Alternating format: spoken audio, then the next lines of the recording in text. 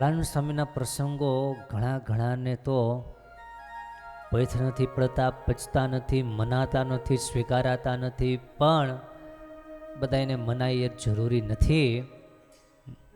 શિશુપાલને ભગવાન કૃષ્ણ નહોતા મનાણા. આખી જિંદગી મળતા સુધી એને ભગવાન પ્રત્યે એને ભગવાનનો ભાવ નથી જાગ્યો. એમાં કૃષ્ણનો કોઈ વાક ગુનો નથી. એ કંસની દ્રષ્ટિ છે, એ શિશુપાલની દ્રષ્ટિ છે. તો જેવી જેની દ્રષ્ટિ એવી એવી સૃષ્ટિ. જેને સ્વીકારાય, જેને મનાય, એમને માટે આ ભાવસભર રસથાળ છે. બહુ સરસ પ્રસંગ. એકવાર ઈડરના રાજા ગંભીરસિંહજી પોતાના રાજ્યમાં બધા બ્રાહ્મણ ઉપર વટલોય વેરો નાખ્યો હતો. કયા ગામની વાત આવે છે? અકબરી. આ તે ધ્યાન રાખવું જોઈએ. એમ ઈડરના રાજાની વાત, બધા ઉપર, બ્રાહ્મણો ઉપર વટલોય વેરો નાખેલો. યાને કે જે કાંઈ ભિક્ષાવૃત્તિ કરવા માટે જાય, ભિક્ષામાં મળેલું અન્ન કે ભિક્ષામાં મળેલું જે કાંઈ દ્રવ્ય છે એના ઉપર એને ટેક્સ નાખેલો.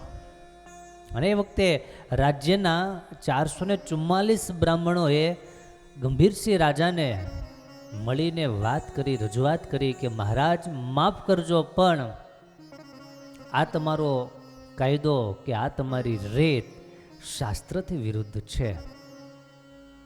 દુનિયાની અંદર સૌથી પવિત્રમાં પવિત્ર જો કોઈ અન્ન હોય તો ધર્મસિંધુ કહે છે ભિક્ષાવૃત્તિનું અન્ન સર્વથી શ્રેષ્ઠ છે. ભિક્ષાવૃત્તિનો અધિકાર બ્રાહ્મણોને અને સાધુ સંન્યાસીઓને માપેલો છે. તો એ ભિક્ષા ઉપર જે કરવેરો નાખ્યો છે એ કરવેરો બિલકુલ ગલત છે, અન્યાય ભરેલો છે. માટે કૃપા કરી અને એ તમે કાયદો હટાવી લો. રાજાને વાત રજૂ કરી છે, પરંતુ રાજાએ વાત સાંભળી કે સ્વીકારી નથી. બહુ ઓછા એવા રાજાઓ, બહુ ઓછા એવા માણસો આ દુનિયામાં થયા કે મોટાએ આવ્યા પછી, મહાનતા પ્રાપ્ત થયા પછી કોઈની વાત સાંભળવા અને સમજવાનો સમય અને સમજણ હોય એમાં તો બહુ ઓછા રાજાઓ આ દુનિયાએ જોયા છે. યુધિષ્ઠિર મહારાજ, એમના રાજ્યમાં એવો કાયદો હતો કે દરરોજ સવારે અમુક સમય નક્કી કરેલો હોય, એ સમય દરમિયાન કોઈને કાંઈ રજૂઆત કરવી હોય, કોઈને કાંઈ વાત કરવી હોય, કોઈને કાંઈ અન્યાય થયેલો હોય તો એમને રજૂઆત કરે અને રાજા એનો યોગ્ય નિકાલ કરતા. આવું યુધિષ્ઠિર મહારાજના જીવનમાં પ્રસંગ સાંભળવા મળે છે. તો બધા બ્રાહ્મણો આવીને વાત કરી છે, પરંતુ રાજાએ ગંભીરસિંહજીએ એ વાત માની નથી. ઈડરનો ઇતિહાસ બહુ વિશાળ છે, બહુ મોટો છે. ઈડર એક એવું રાજ્ય છે કે જે રાજ્ય ઉપર ક્ષત્રિયોએ શાસન કરેલું છે, જે રાજ્ય ઉપર કોળી સમાજે શાસન કરેલું છે, જે રાજ્યમાં અન્ય ઘણી બધી જ્ઞાતિઓએ શાસન કરેલા છે. ઘણી બધી જ્ઞાતિઓના વિવરણ ઇતિહાસમાં દર્જ થયેલા છે. એમાંના ગંભીરસિંહ રાજાની આ વાત આપણે સાંભળીએ છીએ. વાત ન સાંભળતા બ્રાહ્મણો થોડા મૂંઝાણા અને આખિરકાર બ્રાહ્મણો આવ્યા છે તોરડા ખુશાલ ભટ્ટની પાસે. બધાએ નક્કી કર્યું કે ખુશાલ ભટ્ટ જો ધારે તો આપણને આ તકલીફમાંથી, આ પ્રશ્નમાંથી મુક્ત કરે.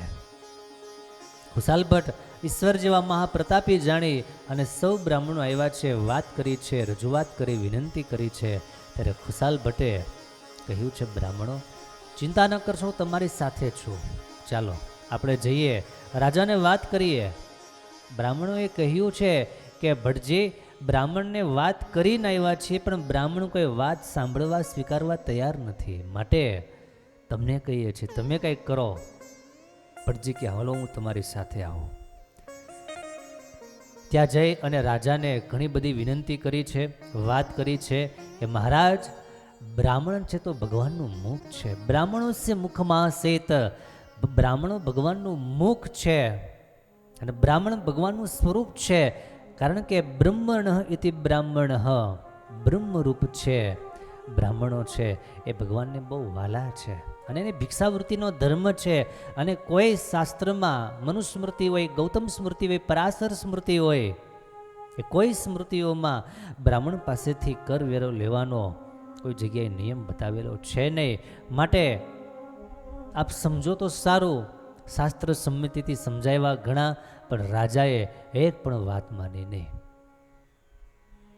ત્યારે ખુશાલ ભટ્ટ બધા બ્રાહ્મણોને લઈ અને ગામની ઉગમણી બાજુ એક વાવ, અને વાવની પાસે એક વૃક્ષ તળે મુકામ કર્યો છે. એટલું ઘેઘોર વૃક્ષ હતું. સંધ્યા વંદનાઓ કરી છે અને બ્રાહ્મણો પાસે ભગવાનની ધૂન કરાવી છે. કોણે? ખુશાલ ભટ્ટે કોની પાસે કરાવી? બ્રાહ્મણોની પાસે કરાવી.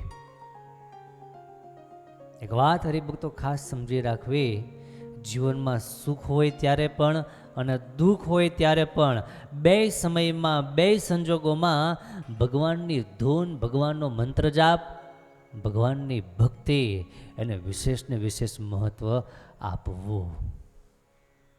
આપણે સાજા નરવા હોઈએ ત્યારે આપણી તબિયતનું આપણે ધ્યાન રાખીએ છીએ. એથી વધારે આપણે બીમાર હોય ત્યારે વધારે ધ્યાન રાખવું પડે કે નહીં? ભીખાભાઈ શું કહો છો? ત્યારે વધારે ધ્યાન રાખવું પડે. આપણે બધા અત્યારે એકદમ હરીએ ફરીએ છીએ, પરંતુ જ્યારે કોરોનાએ માજા મૂકી હતી ત્યારે આમ રહેતા હતા આપણે. ઓહોને આપણે માસ્ક પહેરતા હતા, વારે વારે હાથ ધોતા હતા. એક ભાઈ તો કે હાથ ધોતા ધોતા એ કે હાથની રેખા હોય કે ગાય ગઈ. કીધું હૈસે જ નહીં, એમાં હોય તો કેમ ગાય જાતી છે. તો જ્યારે સાજા હોય ત્યારે ધ્યાન રાખવાનું હોય, પણ જ્યારે બીમાર પડીએ ત્યારે વિશેષ ધ્યાન રાખવું પડે. બસ એ જ રીતે જીવનમાં સુખ હોય ત્યારે તો ભગવાનને યાદ કરવાના જ હોય, પણ જ્યારે દુઃખ હોય, જ્યારે કષ્ટ આવે, પ્રશ્ન આવે, ત્યારે તો ભગવાનને વિશેષ યાદ કરવાના હોય, વિશેષ ભગવાનનું નામ સ્મરણ કરવાનું હોય. કારણ કે પરમાત્માના નામ સ્મરણ દ્વારા જ તમામ દુઃખનો નિકાલ થાય છે. મહાભારતની બહુ સરસ કથા છે. અશ્વત્થામાએ જ્યારે 5 પાંડુ પુત્રોનો વધ કર્યો છે, પરંતુ પાંડવો બચી ગયા જાણી અને અશ્વત્થામા રઘવાયો થયો છે. નક્કી કર્યું છે બ્રાહ્મણ પાંડવોનો બીજ રહેવા દેવો નથી, એનો વંશ રહેવા દેવો નથી. આમ નિર્ધાર કરીને પાંડવોનો છેલ્લો વંશ અર્જુનના દીકરા અભિમન્યુ અને અભિમન્યુના ધર્મપત્ની ઉત્તરાદેવી, ઉત્તરા માતાના કુખમાં એક બાળકનો વિકાસ થઈ રહ્યો હતો. અને અશ્વત્થામાએ સંધાન કર્યું છે, બ્રહ્માસ્ત્રનો પ્રહાર કર્યો છે ઉત્તરાના ઉદર ઉપર. ઉત્તરા માંડા છે બળવા. બળું છું, બચાવો, હે પ્રભુ બચાવો, હે કેશવ, હે ગિરધર, હે દ્વારિકાધીશ, રક્ષા કરો, પાહિમામ પાહિમામ, તે મહાયોગી. આવી રીતના જ્યારે ભગવાનને પ્રાર્થના કરી છે. પરમાત્મા એવા છે અને ભગવાને માને પણ બચાવી લીધી છે અને ઉદરમાં રહેલા બાળકને પણ ઠાકુરજીએ બચાવી લીધું છે. એનું કારણ હરિભક્તો એ હતું કે દ્રૌપદીજી જ્યારે વનવાસ જવા માટે તૈયાર થયેલા અને બધાને મળી શીખ આપતા હતા, અને એ સમયે ઉત્તરાને ખાસ પોતાની પાસે બોલાવી ગળે લગાડી અને એક વાત એમના કાનમાં એણે કીધેલી કે બેટા, આખી જિંદગીના તડકા છાયા, સુખ દુઃખ, હર્ષ શોક વગેરે બધા દિવસો જોયા. એ તમામ અનુભવમાંથી એક વાત બેટા તમને કરું છું, એને ક્યારેય ભૂલશો નહીં. જીવનમાં ક્યારેય પણ કષ્ટ આવે, તકલીફ આવે, કષ્ટ આવે ત્યારે કૃષ્ણને ખાસ યાદ કરજો, ભગવાનને યાદ કરજો. ભગવાન તમારી સાથે રહેશે અને ભગવાન તમારું ધ્યાન રાખશે. તકલીફમાં, મુશ્કેલીમાં બીજું કોઈ સહાયરૂપ નહીં થાય, પણ ભગવાન ક્યારેય ચૂકશે નહીં, ભગવાન ક્યારેય ભૂલશે નહીં. મારો અનુભવ છે. એક વાર નહીં, 2 વાર નહીં, અનેક વાર આ જીવનમાં અનુભવો કર્યા છે. 5 પાંડવો, 5 મહારથીઓ મારા ભરથારો હતા, મારા પતિઓ હતા. પણ એ ભર સભામાં મારે જ્યારે લાજ લૂંટાતી હતી ત્યારે 5માંથી કોઈ મને કામ નથી આવ્યું. તે દિવસે મેં દ્વારિકાના પતિને દ્વારિકાધીશને યાદ કર્યા, હે કૃષ્ણ, આટલી જેમ મેં ભગવાનને પ્રાર્થના કરી છે, વધારે મારે એકારે કહેવાની જરૂર નથી પડી અને ભગવાનને કંઈ સાંભળવાની ઈચ્છા નથી રહી. ભગવાન તરત આવી મારી લાજ રાખી લીધી છે. એમ તમારા જીવનમાં પણ કષ્ટ આવે, તકલીફ આવે ત્યારે પરમાત્માને યાદ કરજો. એ પરમાત્મા તમારા તમામ દુઃખ દૂર કરશે. કથા સમજાવે છે, સુખમાં દુઃખમાં હરેક ક્રિયામાં પરમાત્માનું નામ સ્મરણ જેટલું થાય એટલું નહીં, પણ થાય એના કરતાં વિશેષ ભગવાનનું નામ સ્મરણ કરતા રહીએ. ભગવાનનું નામ સ્મરણ કરતા રહીએ, કારણ કે એ જ એકમાત્ર સુખનું કારણ છે. સંસાર છે સુખ દુઃખનો દરિયો, તેમાં તરી શકે કોઈક જ તર્યો. સંસાર છે સુખ દુઃખનો દરિયો, તેમાં તરી શકે કોઈક જ તર્યો. સંત સમાગમ કરીને મનને મારીએ રે, રૂડું સ્વામિનારાયણ નામ નિત્ય સંભારીએ રે. વળી કરતા ઘરનું કામ ઘડીને વિસારીએ રે.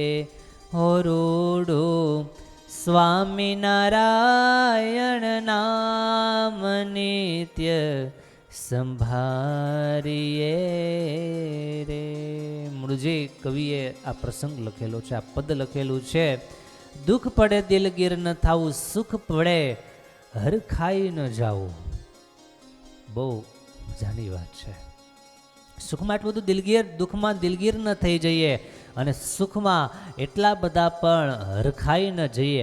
આપણે આપણી સ્થિતિ ભૂલી જઈએ, આપણે આપણી સ્થિતિમાં કાયમ રહીએ. દુઃખ પડે દિલગીર ન થાવો, સુખ પડે છલકાઈ ન જાવું. દુઃખ પડે દિલગીર ન થાવું, સુખ મળે હરખાઈ ન જાવું.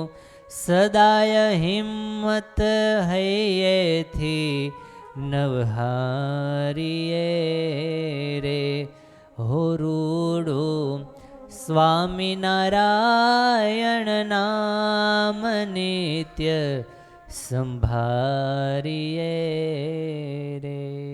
સુખ આવે દુઃખ આવે, કોઈ પણ સંજોગોમાં, કોઈ પણ પરિબળમાં ભગવાનને મૂકીએ નહીં અને ભગવાનનું નામ સ્મરણ કરીએ. એવો સરસ મજાનો ઉપદેશ આ પ્રસંગ આપણને આપે છે. બધા બ્રાહ્મણોને લઈ અને સંધ્યા વંદના કરી અને બધા બ્રાહ્મણો સહિત ખુશાલ ભટ્ટે નારાયણ ધૂન કરાવી છે. બધાને પણ ખાસ આ કથા બોધ આપે છે, સમજણ આપે છે, શીખ આપે છે. ભગવાનનું નામ સ્મરણ જેટલું થાય એટલું વધારેમાં વધારે કર્યા કરવું. હરેર નામ હરેર નામ, નામ નામ હરે હરે. કલૌ કેશવ કીર્તનાત મુક્તિમેવ સાધનમ. હરેર નામ કેવલમેવ હરેર નામ. એકમાત્ર પરમાત્માનું નામ એ જ કળિયુગની અંદર જીવાત્માને ઉગરવાનું સાધન છે. કંઈ ન દેખાય, કંઈ ન સમજાય, કંઈ ન પકડાય ત્યારે ભગવાનનું નામ સ્મરણ પકડી લેવું. દીવાના થઈ, મસ્તાના થઈ અને આનંદ ભાવ વિભોર થઈ અને ભગવાનનું નામ સ્મરણ ભજન કર્યા કરવું. તમામ રસ્તાઓ ભગવાનનું નામ સ્મરણ ખુલ્લા કરી દે છે. નામ સ્મરણ કરતા હતા અને એમાં ખુશાલ ભટ્ટે સંકલ્પ કર્યો કે બ્રાહ્મણોને પીડનારા આ રાજાને થોડોક સબક મળવો જોઈએ. આમ જ્યાં સંકલ્પ કર્યો અને સંકલ્પ કરતાની સાથે રાજમંડળ, રાજાના પરિવારજનો, એનું મંત્રીમંડળ વગેરે બધાના આઉટ ગોઈંગ બંધ થઈ ગયા. એમાં કઈ સમજાણું સ્વામી? મળમૂત્ર, ઝાડા, પેશાબ બધા તત્કાલ થઈ ગયા બંધ, પેટ ચડી ગયા, નેત્ર તરવા લાગ્યા અને પ્રાણ નીકળી જાય એવી ગભરામણ થવા લાગી. સમજા? પ્રાણ નીકળી જાય એવી ભયંકર ગભરામણ થવા લાગી. ઘણા પ્રયાસો કર્યા, ઓહળિયા ખાધા, પણ કોઈ ઓહળિયા આમાં કામ લાગે? હે, ગમે એવો હોય અને ગમે એવી મોટી મોટી વાતો કરતો હોય પણ આમાં કોઈ કામ લાગે નહીં. બહુ સરસ કોઈ વાત કરી, જે માણસ એમ કહેતો હોય ને કે હું ધારું કરી શકું, હું ધારું એ બધું મારાથી થાય, આવું બોલનારને પણ ક્યારેક ડટી લાગી જાય, કબજિયાત થઈ જાય, એટલે ગમે એટલું જોર કરે પણ એનાથી કાંઈ થાય નહીં. આવું બહુ સરસ કોઈ વાત લખીને મોકલેલી કે ગમે એવું જોર કરે પણ કાંઈ થાય નહીં, કારણ કે કરનારા એકમાત્ર ઠાકોરજી છે, એકમાત્ર પરમાત્મા. એ ધારે એ કરે એટલું અને એમ થાય. પ્રાણ નીકળી જાય એવી બધાને ગભરામણ થવા લાગી. આકળું વ્યાકળું થઈ ગયા. રાજવૈદ માંડ્યા છે ઔષધ કરવા, પણ કોઈ કામ સિદ્ધ થયું નથી, કોઈની તકલીફ દૂર થઈ નહીં. અને એમાં આખીરકાર રાણીએ કહ્યું છે રાજાને કે મહારાજ માફ કરજો, પણ મને જાણમાં આવ્યું છે કે તમે બ્રાહ્મણો ઉપર જે વેરો નાખ્યો છે ને, ખુશાલ ભટ્ટ તો મહાસમર્થ પુરુષ છે, યોગી પુરુષ છે, સાંભળ્યું છે કે ઈશ્વરનો સાક્ષાત અવતાર છે, અને તમે એનું અપમાન કર્યું, તમે એની વાત નથી માની. માનો ન માનો, આ બધા દુઃખનું મૂળ એ અપરાધ છે. માટે જો બચવું હોય, આ બધાને જો બચાવવા હોય તો તત્કાળ એ બ્રાહ્મણોની પાસે જઈ અને માફી માગવી જોઈએ, તો આ દુઃખમાંથી બચાશે. બાકી પ્રાણ જવાના નિશ્ચિત છે. મળમૂત્ર તો નહીં જાય પણ પ્રાણ અવશ્ય વયા જશે. રાણીની વાત સાંભળી છે, રાજ્યગુરુએ વાતમાં ટેકો પુરાવ્યો છે, અને તત્કાળ રાજા આવ્યા છે બ્રાહ્મણોની પાસે. બ્રાહ્મણોને પ્રદક્ષિણા કરી છે, દંડ પ્રણામ કર્યા છે, અતિ નમ્રતા પૂર્વક ક્ષમા માગી છે, અને વેરોબંધીનો આદેશ આપ્યો છે કે તમારી ભિક્ષાવૃત્તિ ઉપર જે વેરો મેં ચડાવ્યો છે એ વેરાને અમે ખારીજ કરીએ છીએ, એ પ્રસ્તાવ અમે કેન્સલ કરીએ છીએ, અને માફ કરો અને અમારું કલ્યાણ થાય એવી અમારા પર દયા કરો. આમ જ્યાં માફી માગી છે એ જ વખતે ખુશાલ ભટ્ટે કહ્યું છે, સારું તમે કીધું એમાં બધું આવી ગયું, તમે રાજા ભગવાનનો અંશ કહેવાય, પણ ક્યારેક રાજા ભાન ભૂલે તો બ્રાહ્મણ એનું માર્ગદર્શન કરવાને માટે સમર્થ છે. ભગવાન રામચંદ્રજીથી આ પરંપરા ચાલી આવે છે, માટે તમે વેરો માફ કર્યો, અમારા મનમાં કોઈ દ્વેષ બુદ્ધિ છે નહીં, કોઈ વેર બુદ્ધિ છે નહીં, બસ તમે વાત કરી અને અમે સ્વીકારી લીધી છે. હવે તમે જલ્દી તમારે જ્યાં પહોંચવાનું ત્યાં પહોંચો, હમણાં અમે દરવાજા ખુલ્યા કરીએ છીએ. મળમૂત્રનો ખુલાસો થશે, માટે તમે જલ્દી જાઓ. રાજાની વાત સાંભળી રાજાએ તરત જ પ્રણામ કરી અને ગયા છે, અને બધાને ફરી પાછું સરખું થઈ ગયું છે. ગંભીરસિંહ રાજાએ સર્વે બ્રાહ્મણને કહ્યું છે, તમે તો સાક્ષાત ભૂદેવ અતિ સમર્થ છો, તેથી ધારો એમ કરો. એવા ઈડરના રાજાના વચન સાંભળી અને બ્રાહ્મણો બોલ્યા છે કે મહારાજ, અમે બ્રાહ્મણ ખરા, પણ ક્યાંક ક્યાંક બ્રહ્મ કર્મ ચૂકી જઈએ છીએ. અમારામાં તો દૈવત બહુ લાંબુ રહ્યું નથી, પણ આ ટોરડા ગામના ખુશાલ ભટ્ટ છે, અતિ મોટા પરમેશ્વર જેવા પ્રતાપી છે, અને ધારે એમ કરવાને માટે સમર્થ છે. આવી એક અદ્ભુત વાત ખુશાલ ભટ્ટની ઇતિહાસમાં લખાયેલી છે. વાલા ભક્તજનો, બ્રાહ્મણ એ ભગવાનનું રૂપ છે, માટે આપણે ત્યાં બ્રાહ્મણ, આપણે ભગવાનનો જન્મોત્સવ ઉજવીએ એમાં આપણે બોલીએ છીએ સંત હિતકાજ, ભગવાન સંત ગૌ બ્રાહ્મણ પ્રતિપાલ. એવા ભગવાનને ઘણી ખમ્મા, એવા ભગવાનને ઘણી ખમ્મા આપણે એવી રીતના છોડી પુકારીએ છીએ. ભગવાન ગૌ બ્રાહ્મણ પ્રતિપાલક છે.